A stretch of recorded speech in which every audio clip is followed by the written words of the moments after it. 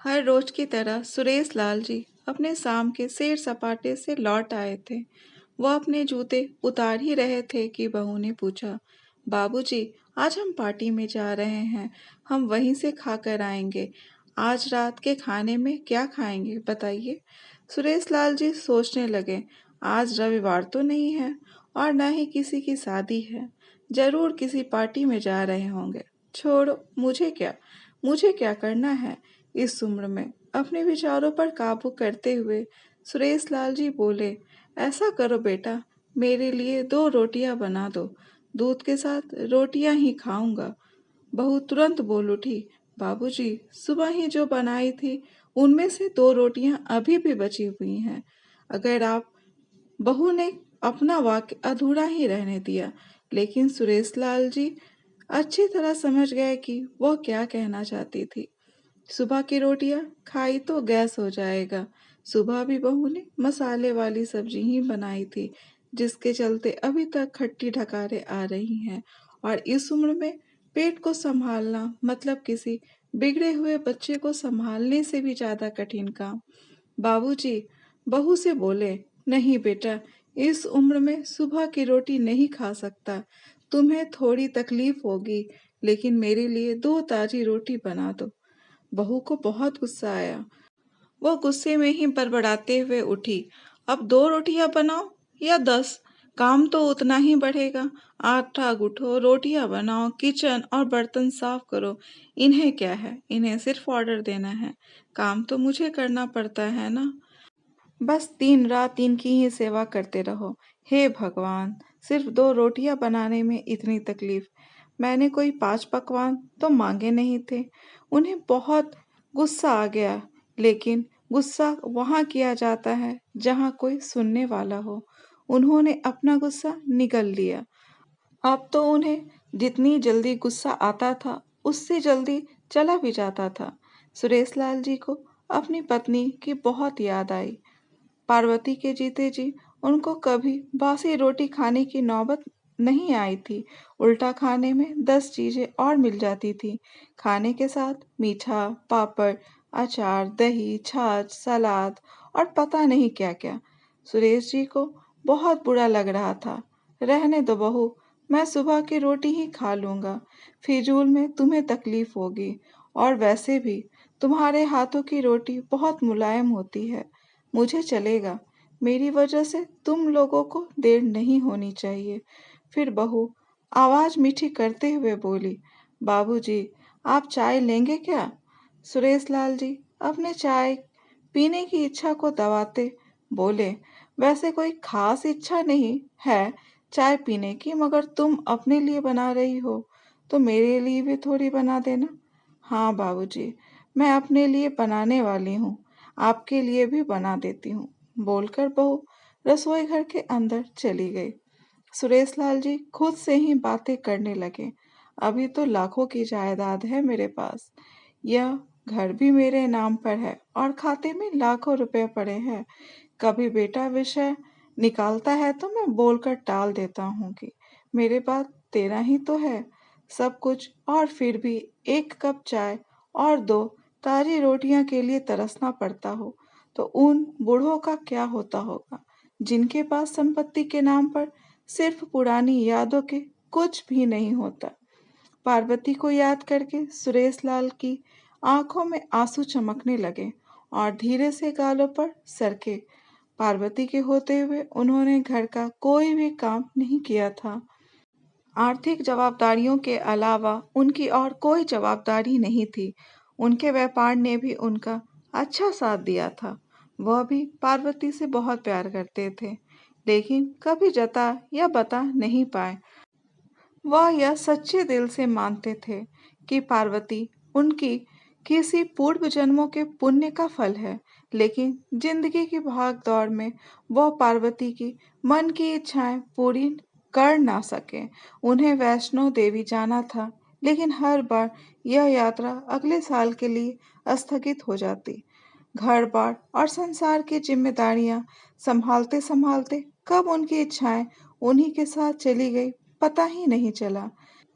सुरेश लाल जी ने देखा उनके पोता और पोती दोनों ही स्कूल से आ गए थे। दोनों ने अपना बस्ता सोफे पर फेंका और दादाजी की तरफ दौड़ करके उनके गले लगते हुए कहने लगे, चलिए ना दादाजी, खेलने चलते हैं।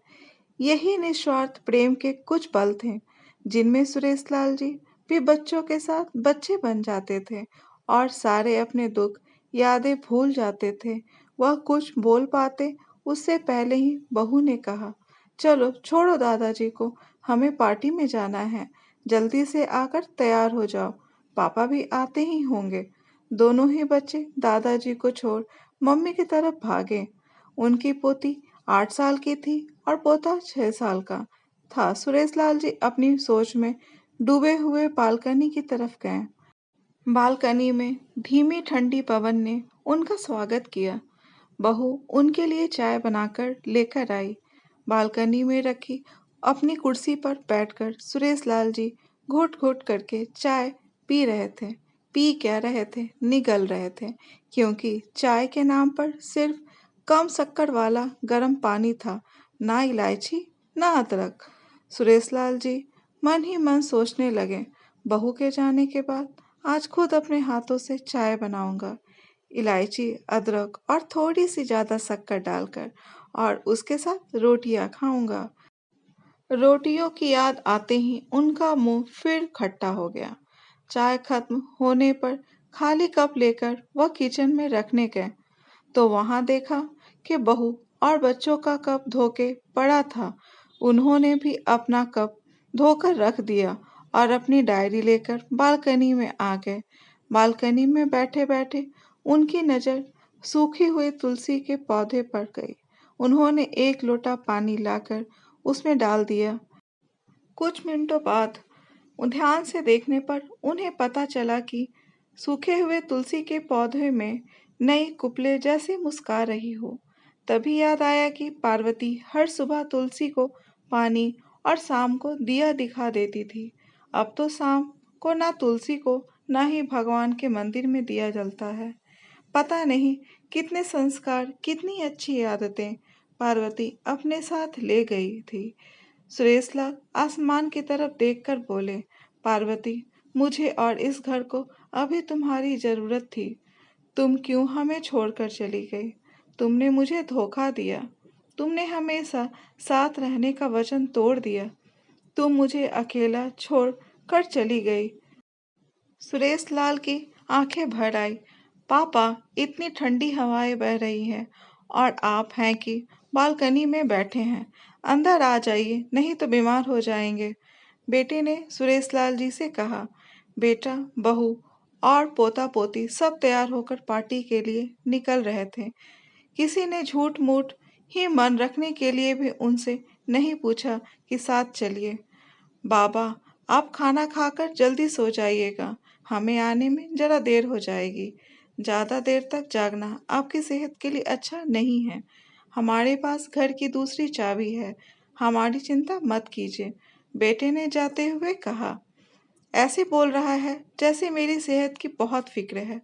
कितने दिनों से बोल रहा हूँ, डॉक्टर के पास ले चलो, बीपी बढ़ा हुआ है, शुगर भी चेक करवाना है। थोड़ा सा भी चलता हूँ तो हांफने लगता हूँ।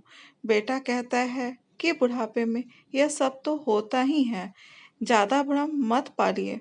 वाह बेटा, बूढ़े बाप के पास बैठने के लिए थोड़ा सा भी टाइम नहीं है तेरे पास, और पार्टी के लिए टाइम ही टाइम है। ऐसे अनगिनत विचार उनके दिमाग में चल रहे थे, लेकिन फिर भी उन्होंने हाँ में सिर हिलाया।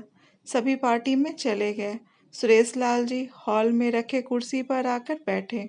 खाना खाने की अभी कोई इच्छा थी नहीं, इसलिए टीवी चालू की। आज वैलेंटाइन डे था, प्यार का दिन, इसलिए टीवी पर भी उसी के बारे में दिखा रहे थे। सुरेश लाल जी की नज़र पास में रखे अपनी पत्नी की फ्रेम पर गई, जिसने लाल कलर की साड़ी पहन रखी थी। प्यार तो उन्होंने भी खूब किया था, पार्वती जी से पूरी जिंदगी किया था, जी जान से किया था, लेकिन कभी बोल नहीं पाए। टीवी पर दिखा रहे थे, लोगों ने लाल कपड़े पहन रखे थे, हाथों में लाल फूलों के गुच्छे लेकर वो ग्रीटिंग्स कार्ड्स की खरीदारी कर रहे थे। पता नहीं सुरेश लाल जी के मन में क्या आया, उन्होंने अपने पैसों का बटवा लिया और निकल पड़े। पार्वती जी के याद में चलते चलते वो एक आइसक्रीम पार्लर के पास पहुंचे। उनका श्वास चढ़ गया था। उनके सांसों की गति तेज हो गई थी। आइसक्रीम पार्लर के पास एक कुर्सी पर वो आकर बैठे। तभी वहां पर एक छोटी बच्ची आई जो गुब्बारे बेच रही थी। बच्ची बोली, दादाजी गुब्बारे लोगे क्या? इतने ही बचे हैं, बिक जाएंगे तो जल्दी घर चली जाऊंगी। सुरेश लाल जी ने देखा 10-12 रंग बिरंगे गुब्बारे थे। उन्हें याद आया कि पार्वती जी को भी गुब्बारे बहुत पसंद थे, लेकिन अब गुब्बारे लेकर क्या करूं? उन्हें बच्ची की आंखों में सच्चाई और आशा दिखी। उन्होंने 250 रुपये दिए और सारे गुब्बारे खरीद लिए। उन्हें फिर से पार्वती जी की याद आई, क्योंकि वह भी घर से निकलते समय हमेशा थोड़े एक्स्ट्रा पैसे लेकर निकलती थी और किसी न किसी जरूरतमंद की मदद किया करती थी। कभी वो टोकते तो वो कहती, हमें भगवान ने लेने वाले के नहीं, देने वालों की लाइन में खड़ा किया है, और थोड़े से रुपए के बदले में लाखों की दुआएं मिलती है तो मुझे टोका मत कीजिए। आंखों में आंसुओं के साथ सुरेश लाल जी खड़े हुए रास्ते के बीचों बीच आए। उन्होंने आसमान की तरफ देखा, अपने हाथों में पकड़े गुब्बारे आसमान में छोड़ दिए और चिल्लाकर बोले, पार्वती, मैं तुमसे प्यार करता हूँ। उनके सांसों की गति बढ़ गई, उनका शरीर लड़खड़ाया और जमीन पर धड़ से गिर पड़े। आसपास के लोगों को कुछ भी पता चल पाए उससे पहले ही सुरेश लाल जी ने इस मोह माया की दुनिया को अलविदा कह दिया। उन्हें अपनी पत्नी से मिलने की बहुत जल्दी थी। जिस तरह से मृत्यु अटल है, सत्य है, उतना ही सच है बुढ़ापा। दोस्तों, ये कहानी आपको कैसी लगी? कमेंट बॉक्स में ज़रूर बताएं। और अगर कहानी अच्छी लगी हो तो कहानी को लाइक, शेयर और चैनल को सब्सक्राइब ज़रूर करें। कहानी सुनने के लिए धन्यवाद।